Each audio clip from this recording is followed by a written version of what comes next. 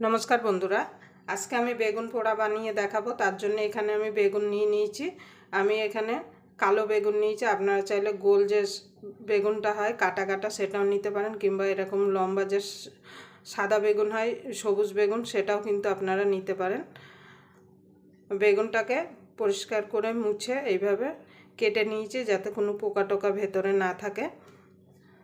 एबार बेगुने कटा रसुन गेते नेब। तार जन्य এইভাবে ছুরি দিয়ে একটুখানি গুঁতো করে দেব, মানে ফুটো করে নেব।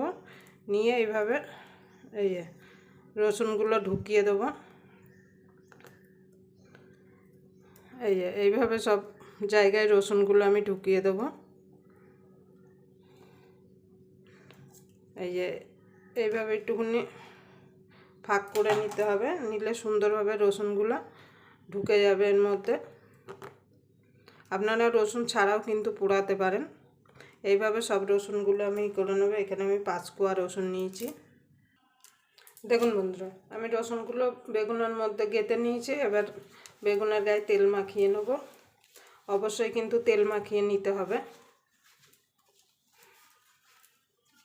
তাহলে কিন্তু বেগুনের গায়ের চোকলাটা ভালোভাবে উঠে যাবে। এবার গ্যাস ধরিয়ে এরকম একটা ছাঁকনি বসিয়ে দেব। এবার বেগুনটা বসিয়ে দেব।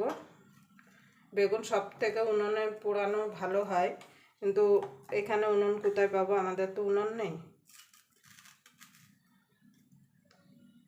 যাদের উনুন আছে অবশ্যই উনুনেই পোড়াবেন।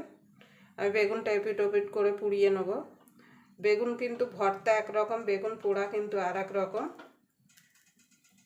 তো চলুন বেগুনটা পুড়িয়ে আসছি। দেখুন বন্ধুরা বেগুনটা পোড়ানো হয়ে গেছে। দেখুন এবার এটাকে একটু ঠান্ডা হলে তারপর পরিষ্কার করে বেছে নেব। ঠান্ডা হওয়ার পর্যন্ত অপেক্ষা করব। দেখুন বন্ধুরা বেগুনটা ঠান্ডা হয়ে গেছে। আমি বাটিতে জল নিয়েছি। এইভাবে বেগুনটাকে আমি বেছে নেব। আপনাদের যদি ভিডিওটা দেখে যদি ভালো লাগে তাহলে অবশ্যই একটা লাইক করে দেবেন, আর চ্যানেলটা অবশ্যই সাবস্ক্রাইব করে নেবেন, আর পাশে বেল আইকনটা অবশ্যই বাজিয়ে দেবেন আমি যখন কোনো নিত্য নতুন রেসিপি আপলোড করব সবার আগে পাওয়ার জন্য। তাই চলুন বেগুনটা পরিষ্কার করে বেছে নিয়ে আসি।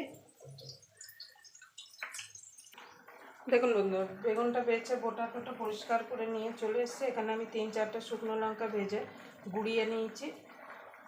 আমি এখানে টমেটো দিলাম না, আপনারা চাইলে টমেটো দিতে পারেন। এবার ভালো করে মেখে নেব।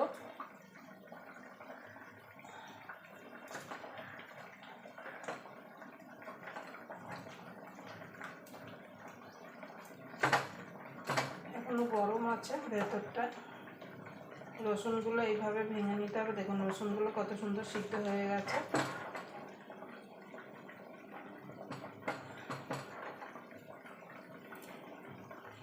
এবার দিয়ে দেবো তেল।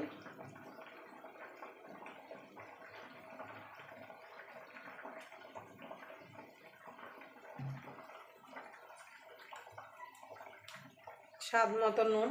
আমি এখানে শুকনো লঙ্কা দিয়ে মাখছি, আপনারা চাইলে কাঁচা লঙ্কা দিয়েও মেখে নিতে পারেন। দিয়ে দেবো পেঁয়াজ কুচানো,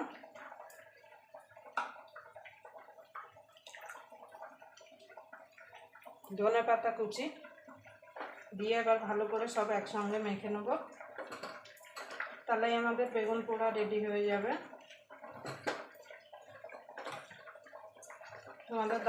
আপনাদের দাদা টমেটো পছন্দ করে না বলে আমি টমেটোটা দিলাম না।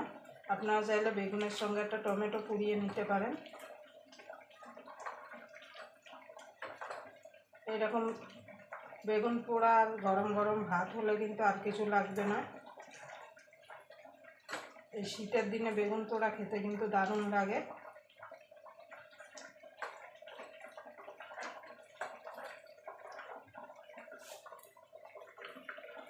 দেখুন বন্ধুরা বেগুন পোড়াটা মাখা হয়ে গেছে।